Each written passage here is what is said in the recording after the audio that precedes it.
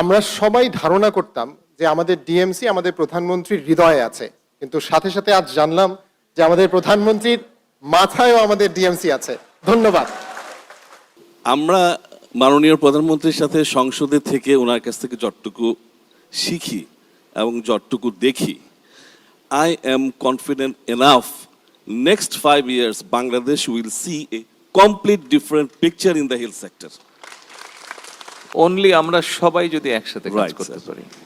You are right, sir. আপনি যেটা বললেন absolutely right, এবং আপনি যেটা থ্রো করছেন, some of the senior physicians ওনারা রেসপন্ড করেছেন দ্যাট জিপি সিস্টেমে ওনারা যেতে আগ্রহ প্রকাশ করেছেন। আই থিঙ্ক এটা আমাদের জন্য একটা বিরাট পাওয়া হবে।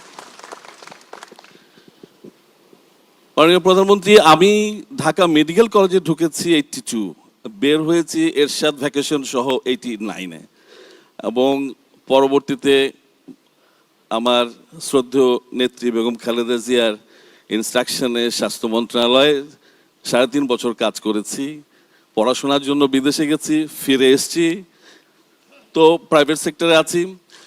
তো আমার experience in terms of education, in terms of workload and in terms of এখন যে আমাকে আপনি মাননীয় প্রধানমন্ত্রী যেভাবে উঠিয়ে আনতেছেন, সেইখানে আমি যেটা দেখি এখন সামনে তাকিয়ে, সেটা হচ্ছে স্টুডেন্ট লাইফের যে ব্যাপারগুলো ছিল, ওনারা ঠিকই বলেছেন, আমাদের ছোট ভাইরা ঠিকই বলেছেন, this is too hard to go. আমরা প্রথম দিনে 165 স্টুডেন্টদের মধ্যে ডিসেকশন ফার্স্ট দিন করে 25 students were absent from the next batch. আমরা নেক্সট ডে থেকে অ্যাবসেন্ট হয়ে গেছিল, ওরা চলে গেছিল বুয়েটে, কেউ ড্রপ আউট হয়ে গেছে। ডিসেকশন ফার্স্ট ডেতে করার পরে গিয়ে আবার আমাদেরকে এই হোস্টেলের রান্না খাওয়ার সময় হাত ভালো করে না ধোয়ার জন্য আলটিমেটলি ওই গন্ধ নিয়ে খেতে গিয়ে অনেকেই ওইখানেই তাদের ডিসিশন নিয়ে ফেলছে যে মেডিকেলে আর পড়বে না। কাঁটা চামচ সিস্টেম নাই, আমাদের কঠিনভাবে একটা টেবিলের মধ্যে হোস্টেলের ডাল নিয়ে আমরা গর্ববোধ করি, তাই না? তো আমরা এর মধ্যেই ছিলাম।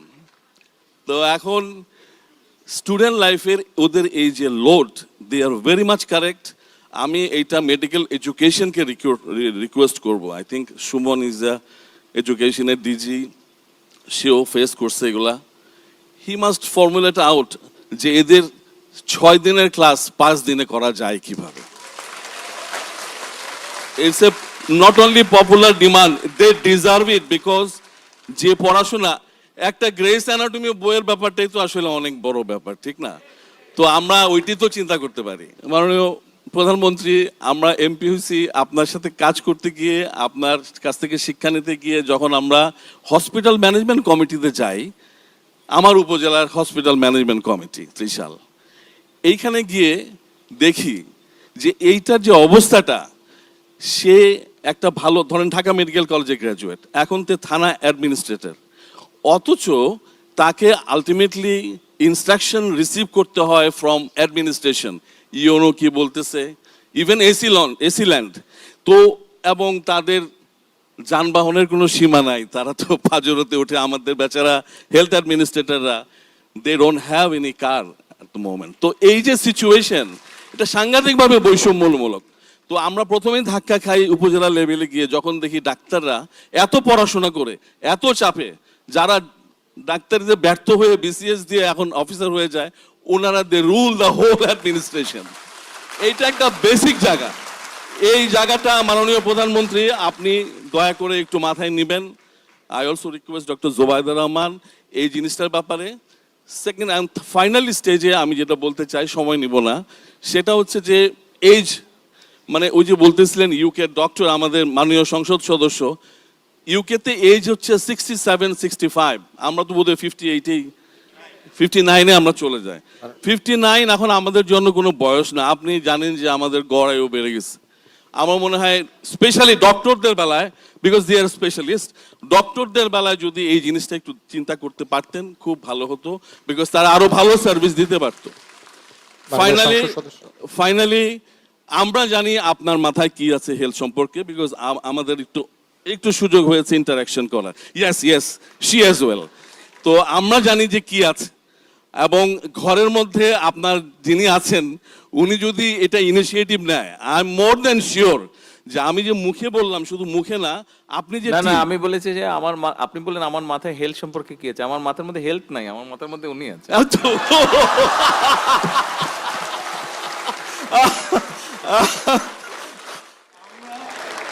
আমরা whole DMCN, we are proud, really proud that we have got somebody in the Prime Minister head.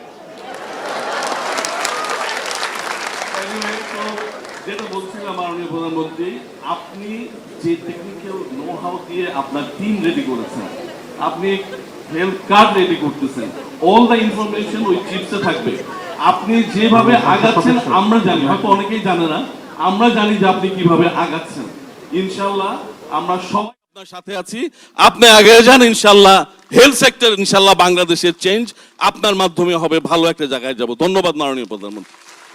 আমরা সবাই ধারণা করতাম যে আমাদের ডিএমসি আমাদের প্রধানমন্ত্রীর হৃদয়ে আছে, কিন্তু সাথে সাথে আজ জানলাম যে আমাদের প্রধানমন্ত্রীর মাথায়ও আমাদের ডিএমসি আছে।